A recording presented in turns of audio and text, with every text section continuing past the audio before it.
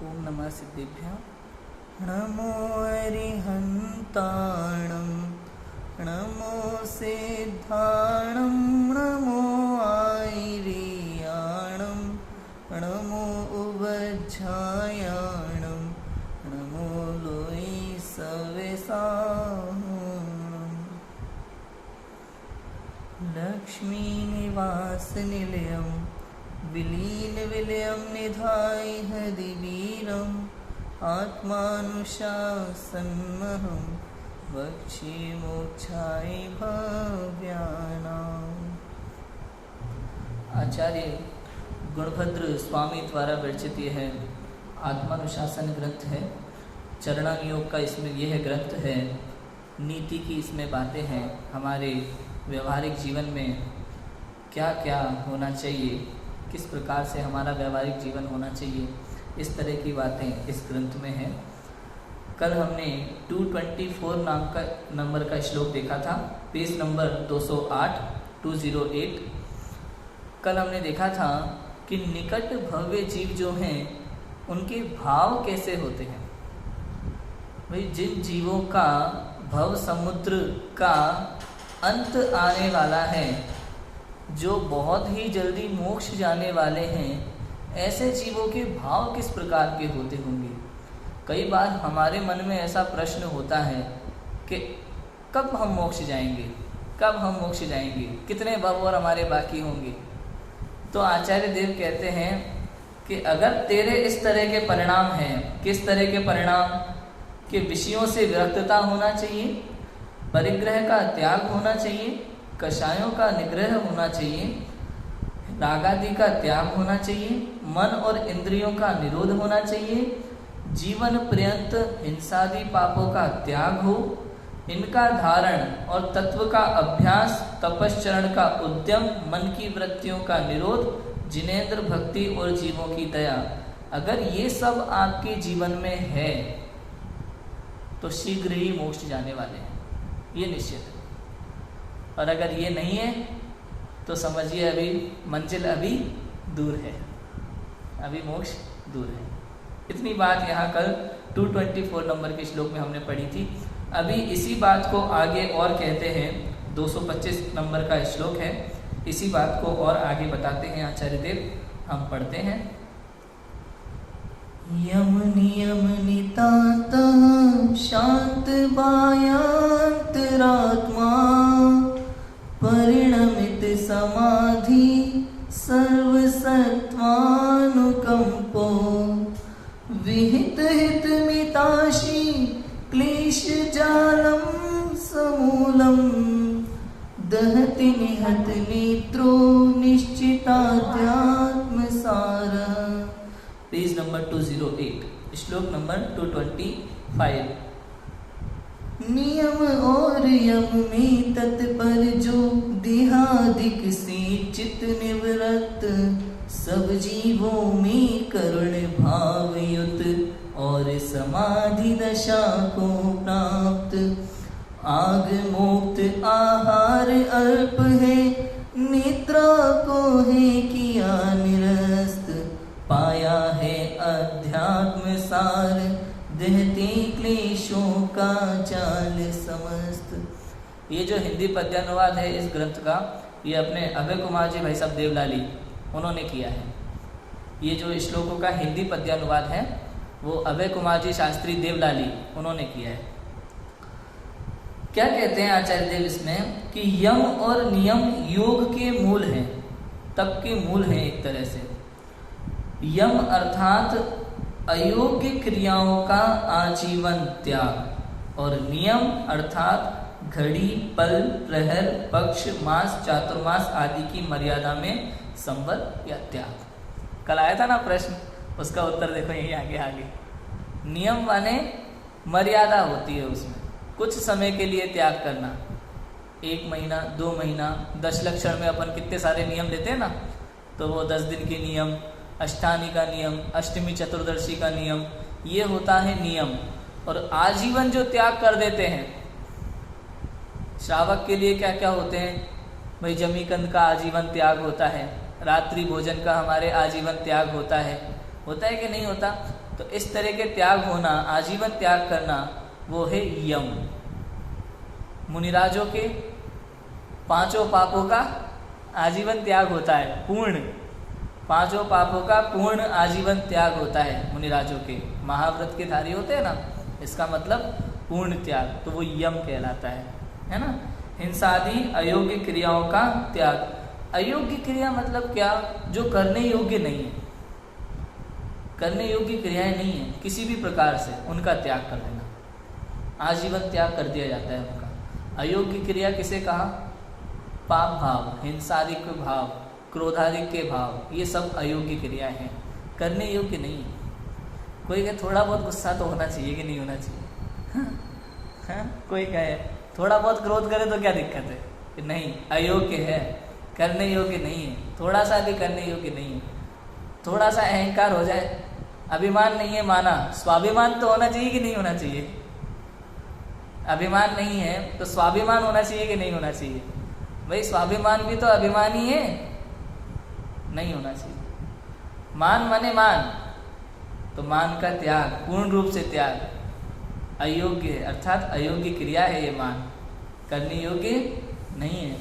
छल कपट, कुछ कहते हैं, अन्य मतों में तो माना है, अन्य मत में क्या मानते हैं? छल कपट के धर्म के लिए यदि छल किया जाए तो वो धर्म है ना, गीता का वाक्य, यदि धर्म के लिए छल किया जाए तो धर्म है। हमारे यहाँ ऐसा नहीं है भैया।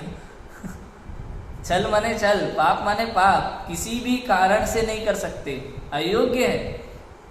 आप अपनी भूमिका में करते हैं ये अलग बात है, लेकिन करने योग्य नहीं है। मुनिराज इसके पूर्णतः त्यागी होते हैं, नहीं करते। हाँ, 10वें गुणस्थान तक संज्वलन नाम का रहता है थोड़ा सा, वो पानी में खींची लकीर के बराबर, आते हैं भाव चले जाते हैं, उतना 10वें गुणस्थान तक संज्वलन नाम का क्रोध मान माया लोभ होता है उनके। लेकिन इसका मतलब ये नहीं कि करने योग्य है तो अयोग्य, करने योग्य नहीं है, अयोग्य क्रिया है, त्यागने योग्य है, इसलिए तो त्याग देते हैं। अगर थोड़ा सा भी कहते करने योग्य है तो फिर त्यागने की जरूरत ही क्या थी? समझ में आया? करने योग्य नहीं है सब पापों का त्याग। ये तो हुई मुनिराजों की बात। हमारे लिए भाई जिन चीज़ों का त्याग कर सकते हैं उनका आजीवन कर ही देना चाहिए। जमीकंद का त्याग तो आजीवन होना ही चाहिए, यदि जैन नाम के आगे लगाए तो। रात्रि भोजन का आजीवन त्याग होना चाहिए, जैन लगाए ना नाम के आगे, होना चाहिए। गुरुदेव श्री की बात याद है? एक बार किसी ने गुरुदेव श्री से कहा था, मैंने सुना है कहीं कहानी, कि गुरुदेव श्री कहीं प्रवचन के लिए आए थे, तो किसी श्रावक ने उनसे कह दिया कि आप यहाँ रात्रि भोजन के त्याग पर प्रवचन कर दीजिए। तो गुरुदेव ने कहा, मैं क्या भंगी चमारों की सभा में आया हूँ जो रात्रि भोजन के त्याग पर प्रवचन करूँगा? भाई जैन है, जैन नाम के आगे लगाते हैं तो रात्रि भोजन का त्याग तो होना ही चाहिए, वो तो पहले से होगा। मैं ऐसा नहीं मानता कि जैन है और रात्रि भोजन का त्याग ना हो, जमीकंद का त्याग ना हो, ऐसा नहीं हो सकता। जैन है तो ये तो उसमें होगा ही होगा। तो गुरुदेव के लिए तो पहली बात कौन सी थी? आत्मा की बात। भाई सीखने योग्य यदि कोई बात है ना, बाकी सब तो करते आ रहे हैं ना अनंत काल से, अनादि काल से आज तक ऐसा क्या है जो नहीं किया? भाई 9वें ग्रेवक तक जाके आए कि नहीं आए? 9वें ग्रेवक तक जाके आए। मुनिवृद्धार अनंत बार ग्रीवक उपजायो, पे निज आत्म ज्ञान बिना सुख लेश न पायो। केवल आत्मज्ञान ही तो नहीं किया। तो यदि पहली बात करना है तो किसकी करना? आत्मा की बात करना। कहा था किसी ने गुरुदेव से कि ये आत्मा की बात थोड़ी कठिन लगती है, आत्मा की बात थोड़ी कठिन लगती है। कहते सबसे सरल बात यदि है ना तो ये आत्मा की बात है। क्यों क्यों क्यों? भाई अपनी बात किसको कठिन लगती है बताओ? अगर मेरी तारीफ आप करो शांता जी तो मुझे बुरा लगेगा कि अच्छा लगेगा?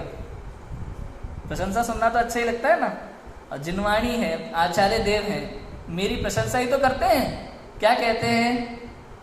तू परमात्मा है, अनंत गुणों का सागर है, सुख का पिंड है, आनंद का पिंड है। अब ये सुनना अच्छा लगेगा कि बुरा लगेगा? सरल है कि कठिन है? कितनी सरल है। तो कठिन लगे तो कहते हैं कि भैया ये तो ऐसी बात हो गई कि तुझे अपनी माँ की बात ही समझ में नहीं आती, तुझे अपनी माँ की बात कठिन लगती है। क्योंकि जिनवाणी की बातें, जिनवाणी माने मेरी माँ, जिनवाणी मतलब मेरी माँ, और जिनवाणी की बात कठिन लगती है का मतलब एक बालक को अपनी माँ की बात समझ नहीं आती। तो ये तो आश्चर्य की बात है। समझ में आया? तो ये यम थोड़े जो नियम लेने योग्य है ना, आजीवन त्याग करने योग्य चीज, जो चीजें हैं वो कर देना चाहिए, नियम लेना चाहिए। भाई हम मध्यमास मधु नहीं लेते ना, मध्यमास मधु हमारे जीवन में नहीं होता, तो हमें क्या करना चाहिए? जिनेंद्र देव के सामने आजीवन उसका त्याग करना चाहिए। त्याग हमारे जीवन में होना चाहिए। नहीं लेते ये तो समझ सब पता है, हम नहीं लेते, बचपन से नहीं लिया, लेकिन त्याग किया कि नहीं किया? जिनेंद्र देव के सामने प्रतिज्ञा ली कि नहीं ली? तो लेना चाहिए। समझ आया? नहीं तो आश्रव होता है उसका, आश्रव तो होता ही है, प्रतिज्ञा लेना चाहिए। बराबर है? ये देखो आगे नियम, नियम अर्थात घड़ी, पल, प्रहर, पक्ष, मास, चतुर्मास आदि की मर्यादा में संवर या त्याग। संवर का मतलब वही है, अगर उस संबंधी आप कार्य करते हैं तो आश्रव होता है बार बार, उस संबंधी कार्य नहीं करते तो कर्म नहीं आएंगे। मतलब आश्रव तो होता है, बंद नहीं होता है। ये है कर्म का आश्रव, ऐसा है कि 13वें गुण स्थान तक होता है। अरहंतों के भी कर्माश्रव होता है, लेकिन बंद नहीं होता। बराबर है? क्या होता है, भले वो शुद्धोपयोग में लीन है, अरहंत परमात्मा है, शुद्धोपयोग में लीन है, शुभ अशुभ दोनों भाव नहीं है, दोनों उपयोग नहीं है, केवल शुद्धोपयोग है, लेकिन कर्म का आश्रव बराबर होता रहता है। क्योंकि मन वो है ना, योग है ना, योग, और योग के कंपन से कर्म का आश्रव होता है। तो आश्रव होता है, लेकिन कर्म आते हैं और चले जाते हैं, बंद नहीं होता। बराबर है? तो आश्रव तो होगा लेकिन बंद नहीं होगा, क्योंकि अपन उस संबंधी कार्य नहीं करेंगे। घड़ी, पल, प्रहर, पक्ष, मास, चातुर्मास आदि की मर्यादा में संवर या त्याग, इतना हमें करना चाहिए। भाई अष्टमी चतुर्दशी को हरि नहीं लेंगे, है कि नहीं? ऐसा नियम होता है कि नहीं होता? 10 लक्षण में, अष्टानिका में हम विशेष नियम लेते हैं। रोज कोई ना कोई नियम एक दिन का भी लेना चाहिए। हमारे यहाँ उधर ग्वालियर में एक परमागम मंदिर है। मैं जब भी अपनी नानी के घर जाता था बचपन में, तो वहाँ परमागम मंदिर में दर्शन करने जाता था। अपना जो गंधोदक लेने का टेबल होता है ना मंदिर में, जहाँ गंधोदक रखा होता है, तो गंधोदक वाली टेबल पर एक वाइट कलर का ट्रांसपेरेंट डिब्बा रखते थे, वो प्लास्टिक का, उसके अंदर कई सारी पर्चियाँ रहती थी। तो दर्शनार्थी कोई भी आए, बच्चे से लेकर बुजुर्ग तक, तो वो डब्बा खोल करके एक पर्ची कोई भी निकालता है और उसमें नियम लिखा रहता है। डब्बे के ऊपर ही लिखा है 1 दिन का नियम, 24 घंटे का नियम। अब उस पर्ची में कुछ भी हो सकता है, इतनी सारी पर्चियाँ हैं। किसी में लिखा है भाई 1 दिन का पोहे का त्याग, 1 दिन का हरि का त्याग। भाई आज आपको पूरे दिन में एक बार 1 घंटे स्वाध्याय करना है, आज आपको पूरे दिन में एक बार नमोकार मंत्र की माला फेरनी है, आज आपको पूरे दिन में एक बार आधा घंटा स्वाध्याय करना है और 15 मिनट उस विषय में चिंतन करना है। तो इस तरह के नियम होते हैं। आज आपको एक दिन के लिए गुस्सा नहीं करना, कुछ भी हो जाए आज गुस्सा नहीं करना, तो 1 दिन का नियम कितनी अच्छी चीज़ है। सब मंदिरों में होना चाहिए। तो सब बच्चे शौक होता है, बच्चों को सीखते हैं इससे क्या होता है, कॉन्फिडेंस आता है कि हम कुछ भी छोड़ सकते हैं, हम किसी चीज़ के आदी नहीं हैं, ऐसा कॉन्फिडेंस आता है कि ये चाहिए ही चाहिए। 1 दिन का बाजार की चीज़ का त्याग। अब छोटे छोटे बच्चे होते हैं ना आजकल, उनको टॉफ़ी चाहिए, ये चाहिए, बिस्किट चाहिए, सब चाहिए होता है छोटे छोटे बच्चों को। अब 1 दिन का बाजार की चीज़ का त्याग आ गया ना, वो निभाते हैं उसको कि 1 दिन है तो नहीं लेंगे। समझ आया? ऐसी ऐसी चीज़ें होती हैं और ये नियम तो लेना ही चाहिए, करना चाहिए, अच्छा लगता है। रसों का त्याग एक बहुत बड़ी चीज़ है। रसों का त्याग, रसना इंद्रिय के बहुत लोलुपी है ना हम लोग, तो रसों का त्याग तो होना चाहिए। 1 दिन मिठाई नहीं खाएंगे, 1 दिन कुछ नमकीन नहीं लेंगे, बाजार की चीज़ नहीं लेंगे, हरी नहीं लेंगे, ऐसी ऐसी चीज़ें। 1 दिन 1 घंटे का मौन रखेंगे, ऐसा भी होता है। 1 घंटा बोलेंगे नहीं, पूरे 24 घंटे में 1 घंटे का मौन व्रत रहेगा आज। इस तरह के नियम होते हैं, ये नियम कहलाते हैं, हमारे जीवन में होना चाहिए। अच्छा, नियम ये होते क्यों हैं? इसका कारण पता है? ये नियम क्यों लिए जाते हैं? अपन चरणान योग में क्यों लेते हैं नियम? इसका कुछ विशेष होता है क्या? पुण्य बंध के लिए लेते हैं? एक बात तो हमें हमेशा याद रखना चाहिए, जो भी धार्मिक क्रिया है वो निस्वार्थ होना चाहिए। कैसी होनी चाहिए? निस्वार्थ। कोई स्वार्थ नहीं होना चाहिए मन में। ये भाव नहीं होना चाहिए कि इससे मुझे पुण्य का बंध होगा। नहीं, निर्मल भाव से करो, बिना किसी इच्छा के। बिना किसी इच्छा के प्रक्षाल पूजन करते हैं, बिना किसी इच्छा के करो। ऐसा नहीं कि हमें ये मिल जाए, पूजन पाठ कर रहे हैं तो थोड़ा पुण्य का बंध होगा, स्वर्ग मिल जाएगा, ऐसी भावना नहीं माना। उल्टा पाप का बंध हो जाएगा, अशुभ भाव हो जाएगा फिर। समझ आया? और स्वाध्याय करते हैं, भक्ति करते हैं, भक्ति में भगवान मेरी नैया तू पाल लगा देना, तो ये भी भाव नहीं होना चाहिए हमारे। गुणों का अनुवाद करो, भगवान के गुण गाओ। कितने बढ़िया बढ़िया भक्ति है हमारे यहाँ तो, गजब गजब की होती है कि नहीं होती? अशरीरी सिद्ध भगवान, आदर्श तुम्ही मेरे। इसमें पहले छंद में ही 8 गुण आ गए सिद्धों के। बताओ। सौम्यत्व सुदर्शन ज्ञान, अगुरु लघु अवगाहन, सूक्ष्मत्व वीर गुण खान, निर्बाधित सुख वेदन, ही गुण अनंत की धाम, आदर्श तुम्ही अशरीरी सिद्ध भगवान। कितनी बढ़िया बढ़िया भक्ति है हमारे यहाँ। मुनिराजों के जितने गुण गाओ उतना कम है, जितने गाओ उतना कम है। परम दिगंबर मुनिवर देखे, हृदय हर्षित होता है, आनंद उल्लसित होता है। सब करो भक्तियाँ, लेकिन इच्छा मत करना कोई। बस मांगने वाला सिस्टम खत्म कर दो। समझ आया? पुण्य का बंध होगा नहीं होगा वो आपके परिणाम पर निर्भर है, आपके एक समय के परिणाम पर। यदि हमने इच्छा कर ली कि पुण्य हो ऐसा करने से, तो वो परिणाम शुभ नहीं है, अशुभ है, तो उस अशुभ परिणाम से पाप का बंध होगा।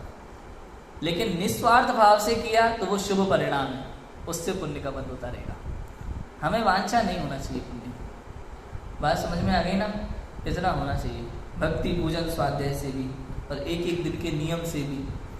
अब एक एक दिन के नियम में क्या है, देखो क्या होता है जब ये पुण्य का बंध होता है ना, तो ये इससे फल में क्या होता है? इसके फल में आपको अच्छा संगनन मिलता है। अभी हमारा शरीर कमजोर है, हम मुनिव्रत धारण नहीं कर पा रहे। अधिक देर हम अगर 1 घंटा बैठते हैं प्रवचन में, तो 10 बार आसन चेंज कर लेते हैं हम। होता है कि नहीं होता? एक जैसा एक आसन में बैठ नहीं पाते हम आधा घंटा 1 घंटा। कितना कमजोर शरीर है। तो ये सब जो नियम होते हैं ना, धीरे धीरे ये नियम जो है हमारी इच्छाओं को कम करने में सहायक होते हैं। और इन नियम से जो पुण्य का बंध होता है निर्मल परिणामों से, उसके फल में आपको अगले भाव में जैन कुल मिलने की ज़्यादा चांस होते हैं। जल्दी जैन कुल मिलेगा। क्यों क्यों क्यों मिलेगा? क्योंकि दिगंबर मुनि बनने की भावना चल रही है। यदि मोक्ष मार्ग की भावना चल रही है ना आपकी, तो जैन कुल जरूर मिलेगा वापस। और जब तक आपको मोक्ष मार्ग की भावना नहीं है, आप सोचते हो आत्मा की बात है, क्या लेना देना, समझो जैन कुल नहीं मिलेगा अब दोबारा। जैन कुल की महिमा आनी चाहिए। तो जैन कुल दोबारा मिलेगा, आपके शरीर की क्वालिटी अच्छी रहेगी, संग्रहण अच्छा रहेगा, नियम संयम और ले सकोगे, अणुव्रत धारण कर सकोगे। अभी हम अणुव्रत भी धारण नहीं कर पाते ना। तो ये छोटे छोटे नियम का ऐसा बड़ा कार्य होता है। चरणानुयोग की भाषा है, चरणानुयोग की भाषा ऐसी है। द्रव्यानुयोग की भाषा अलग है। द्रव्यानुयोग की भाषा में देखा जाए तो पहले तू आत्मा को जान। आचार्य तो एक ही बात कहते हैं द्रव्यानुयोग की भाषा की। अगर बात करें अपन, पहली बात भाई तू नियम कर ले, संयम कर ले, शुभ भाव है। शुभ भाव भी ये भी तब कार्यकारी होते हैं जब पहले आत्मानुभव हो जाए। कहते हैं ना व्रत उपवास, गुरुदेव के प्रवचन में आता है, व्रत उपवास ये सब ज्ञानी को होते हैं, अज्ञानी को नहीं। बराबर है कि नहीं? तो आचार्य कहते हैं पहले तू आत्मा को जान, बाकी सब बाद में, सब होता रहेगा। लेकिन चरणानुयोग की शैली में क्या है?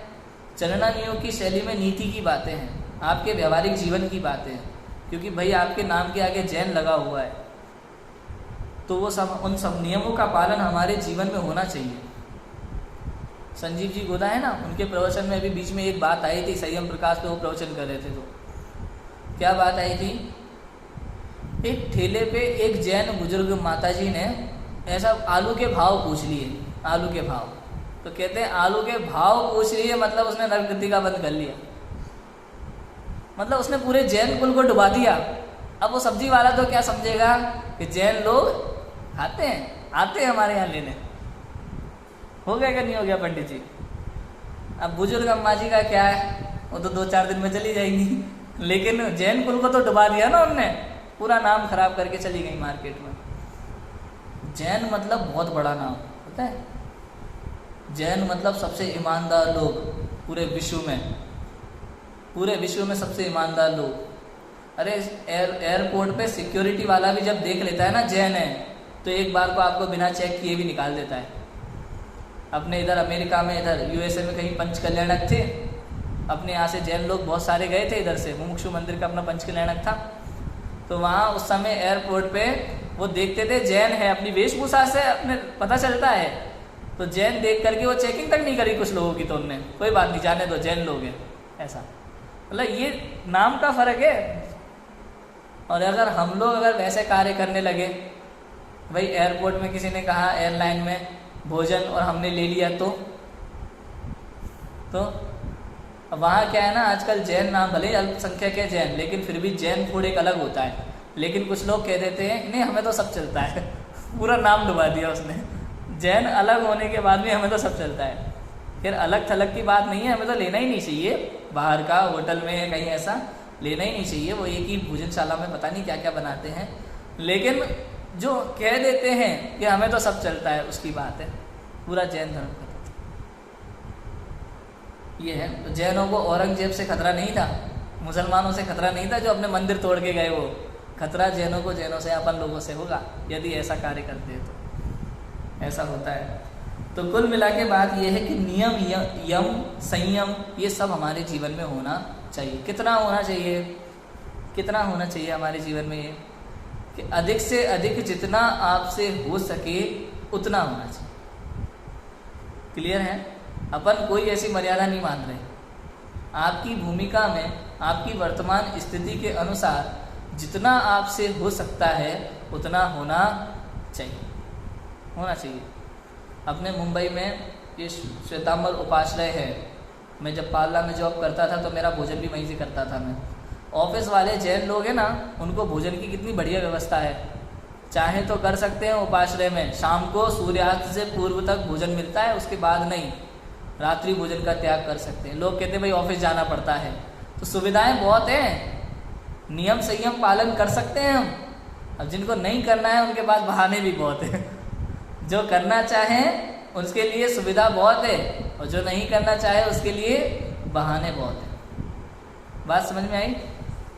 तो हमारे जीवन में यम, नियम, संयम होना चाहिए। फिर इनके पालन में साधु सदैव तत्पर रहते हैं, ये बात अभी तक हमारी चल रही थी। आगे की लाइन है कि इनके पालन में साधु सदैव तत्पर रहते हैं, मुनिराज सदैव तत्पर रहते हैं। मुनिराजों की तो बात ही निराली है, उनको तो केवल एकमात्र अतीन्द्रिय आनंद के वेदन में आनंद आता है, अतीन्द्रिय आनंद के वेदन में आनंद आता है उनको। ये सब उनके जीवन में रहता ही है। वृत्ति परिसंख्यान जानते हैं ना, वृत्ति परिसंख्यान क्या होता है? टेढ़ी मेढ़ी विधि लेते हैं, आहार के लिए जाते हैं तो कैसी कैसी विधि लेकर के जाते हैं आचार्य देव, आहार के लिए जाते हैं तो उन्हें इस बात से फर्क नहीं पड़ता कि भोजन मिलेगा कि नहीं मिलेगा, और आहार लेते हैं तो थोड़ा सा, इसमें आएगा आगे अभी एकदम थोड़ा लिखा है, विवेक शास्त्रोक्त विधि से योग्य अल्प आहार लेते हैं, आगे लाइन आएगी इसमें, थोड़ा सा आहार लेते हैं, थोड़ा सा, थोड़ा मतलब कितना, शास्त्रोक्त विधि के अनुसार कितना फिक्स है, पंडित जी ने तो मूलाचार में पढ़ा है 42 ग्रास ऐसा है ना कुछ, 32 ग्रास प्रमाण, 32 ग्रास प्रमाण, उतना ही आहार लेते हैं, फिक्स है दिगंबर मुनिराज का। तो इनके पालन में साधु सदैव तत्पर रहते हैं, वे महाशांत चित्त वाले होते हैं, महाशांत चित्त वाले, इतनी गजब, मतलब परिणति देखो आप, आचार्य देव की परिणति देखोगे ना, एकदम शांत। वन में वनचारी चरते हो अर्ध निशा का सन्नाटा, वन में वनचारी चरते हो, तब शांत निराकुल मानस तुम तत्वों का चिंतन करते हो। एकदम शांत परिणति।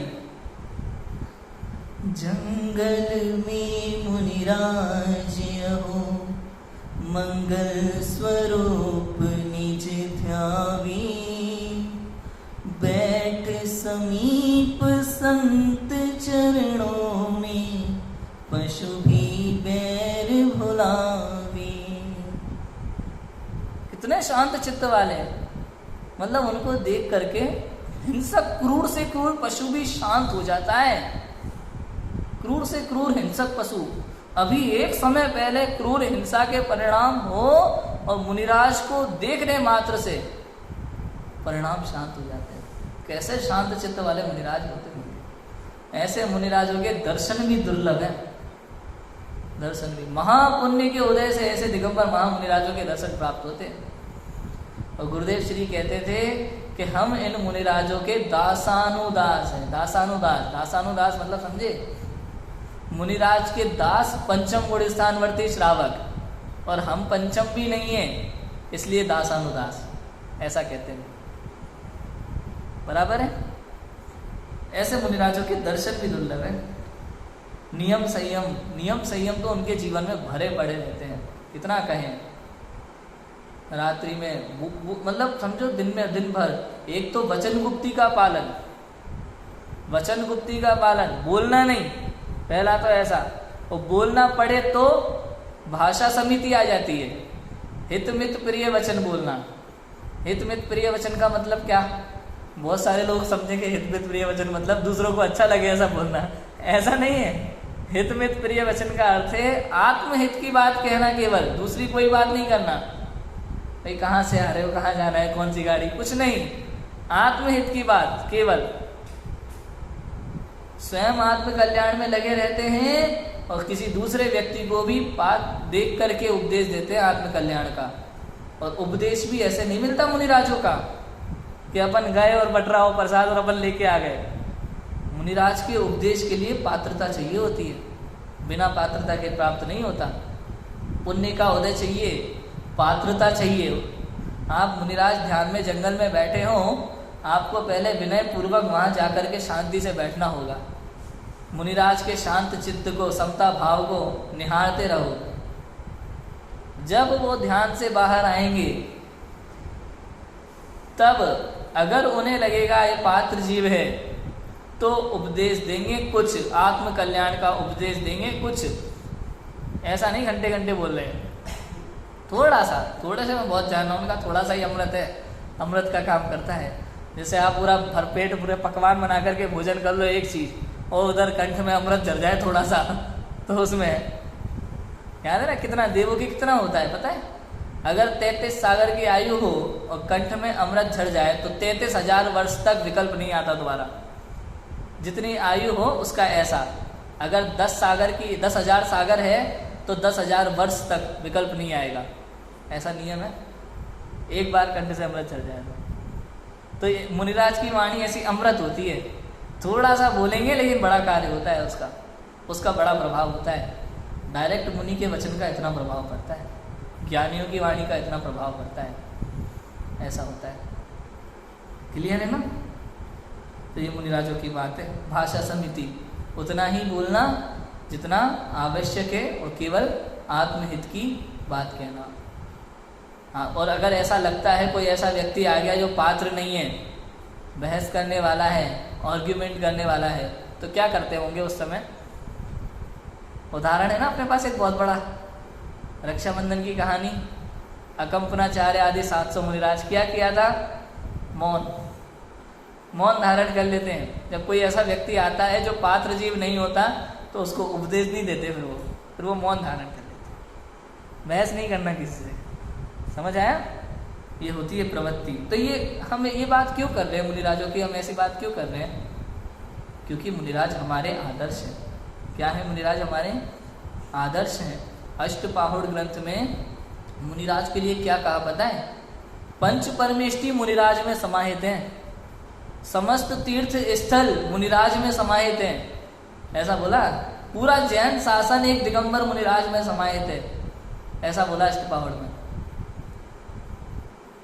इतनी महिमा है मुनिराजों की, दिगंबर मुनिराज की महिमा इतनी है। देखो आप, जब इनके पालन में साधु सदैव तत्पर रहते हैं, उनके नियम महाव्रतों का दृढ़ता से पालन करते हैं।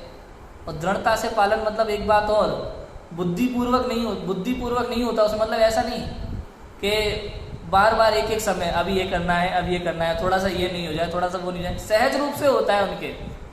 ये 28 मूल गुण पालन मुनिराज के सहज पलते हैं।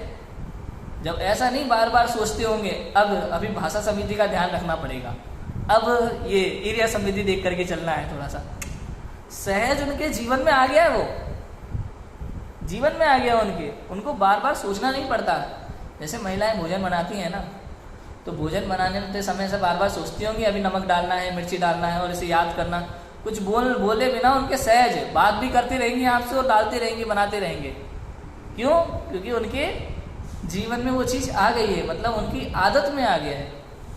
ऐसे मुनिराज के 28 मूल गुण सहज पलते हैं, वे अपने आत्मा के आनंद में मस्त रहते हैं, और शुभ भाव में छठे गुण स्थान में उनके सहज 28 मूल गुण का पालन होता रहता है, और बड़ी दृढ़ता से पालन होता है। द्रव्यलिंगी को भी ऐसा होता है, द्रव्यलिंगी हो ना, उनके भी ऐसा होता है।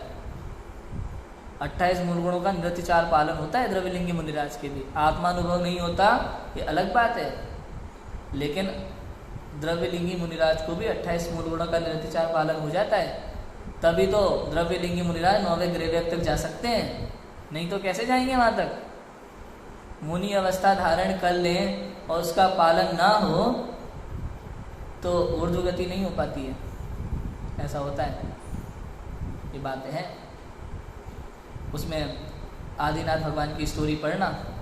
भगवान आदिनाथ की स्टोरी में जब आदि कुमार 4000 राजाओं के साथ दीक्षा लेते हैं ना, तो तीर्थंकर मुनिराज तो बोलते नहीं है, दीक्षा के बाद मौन धारण कर लेते हैं। अब उन 4000 राजाओं को पता ही नहीं था कि नियम संयम क्या होते हैं, मुनिचर्या क्या होती है, तो उन्होंने अपने अपने हिसाब से पेड़ पे से फल खा रहे हैं, कुछ भी कर रहे हैं, कुछ भी लपेट लिया, चल रहा था।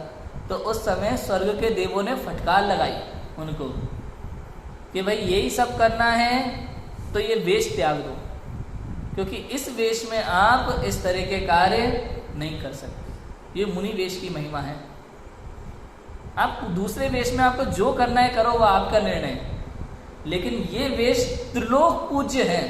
कैसा है ये वेश? त्रिलोक पूज्य है, तीनों लोकों में सबसे पूज्य वेश है निर्गंत मुनिराज का वेश। इस वेश में आप इस तरह के कार्य नहीं कर सकते, है ना। तो शांत चित्त वाले होते हैं, उनके भावों में देहादि बाह्य पदार्थों से निवृत्ति हो जाती है। देहादि बाह्य पदार्थ, देहादि में सब आ गया। क्यों? क्योंकि ये शरीर जो है ना, इसी में हमारी सबसे ज़्यादा एकत्व बुद्धि है। प्राप्त पर्याय में तन्मयता।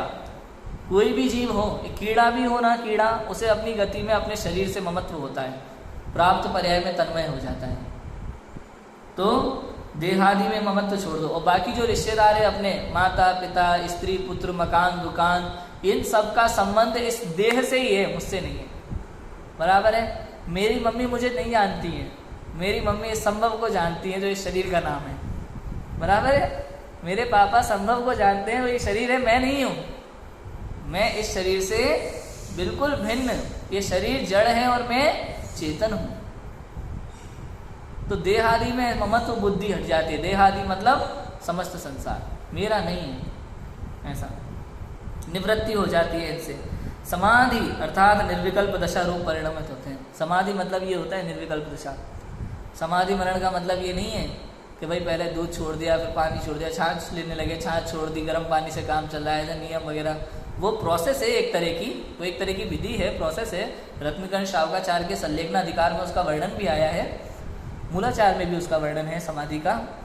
वो विधि है, प्रोसेस है। लेकिन सच्चे में वास्तव में निश्चय से जो समाधि होती है ना, उसका अर्थ है निर्विकल्प अवस्था के समय पे जब मरण को प्राप्त हो कोई जीव, शुद्धोपयोग के काल में अगर मरण को प्राप्त होता है ना, तो वो वास्तव में समाधि मरण कहलाता है।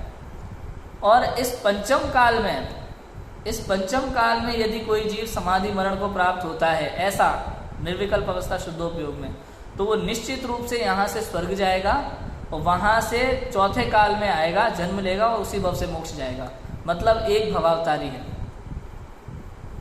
इस पंचम काल में यदि कोई समाधि मरण होता है किसी को, तो वो एक भवावतारी है।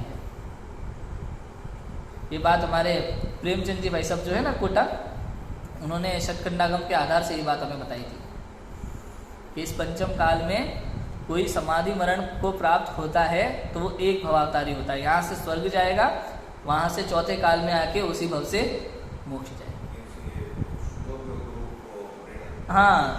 हाँ, शुद्धोपयोग के काल में यदि मरण होता है तो वही समाधि मरण है। हाँ, व्यवहार से वो व्यवहार समाधि मरण। उस समय अपन ये निश्चय नहीं कर सकते कि उनका उस समय शुद्धोपयोग का काल था कि नहीं था। समाधि मरण ही कहा जाएगा उसको, समाधि मरण ही कहा जाएगा अपन लोग कहेंगे तो। लेकिन निश्चय और व्यवहार का जो अंतर है वो अंतर हम नहीं कर सकते। वो अंतर उस परिणति के अनुसार स्वयं होता है। बराबर है। तो अगर शुद्धोपयोग के काल में मरण हुआ है तो निश्चय समाधि मरण, अन्यथा गुरुदेव की परिणति जो थी उस परिणति के आधार से अपन कहते हैं समाधि मरण, वो व्यवहार से कहते हैं अपन। और निश्चय का अपन पता नहीं कर सकते, अज्ञानी जीव उसकी पहचान नहीं कर सकता। बराबर है। वो सर्वज्ञ, वो या तो अनुभव गम्य होता है या केवल ज्ञान गम्य होता है, ऐसा है। ठीक है। तो मतलब हमको जो करता है उसको ही, हाँ वही, बाकी लोगों को नहीं। तो या तो अनुभव गम्य है या केवल ज्ञान गम्य है, दो चीज होती है उसमें। सभी जीवों के प्रति दया भाव रखते हैं, सभी जीवों के प्रति, जीव अब कोई भी हो, एक इंद्रिय जीव के प्रति भी दया भाव होता है मुनिराजों के। एक इंद्रिय जीव की भी हिंसा ना हो ऐसी भावना होती है, तभी तो एरिया समिति का पालन होता है। ये सब चीज़ें रात को बोलते तक नहीं है, बिल्कुल ही, दिन में भी नहीं बोलते। वो तो वचन गुप्ती और भाषा समिति का पालन करते हैं, किंतु रात में तो कुछ भी हो जाए बोलना ही नहीं है, नियम होता है उनके ऐसा। ठीक है। विहित अर्थात शास्त्रोक्त विधि से योग के अल्प आहार लेते हैं। यहाँ जो शास्त्रोक्त विधि लिखी है ना, यहाँ अल्प आहार की बात लिखी है, लेकिन आप समझना सभी चीज़ों में लगाना इसको।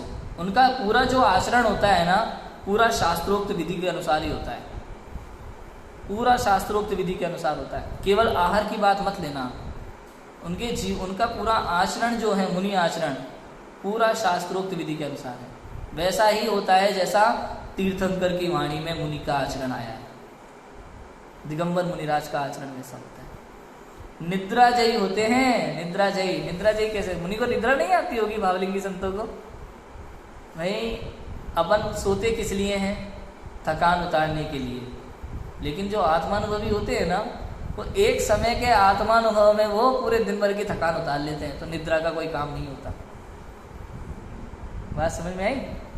आत्मानुभव से शरीर की सारी थकान खत्म हो जाती है, चेहरे पे विशेष कांति दिखने लगती है, विशेष तेज दिखने लगता है, एनर्जी लगने लगती है पूरी।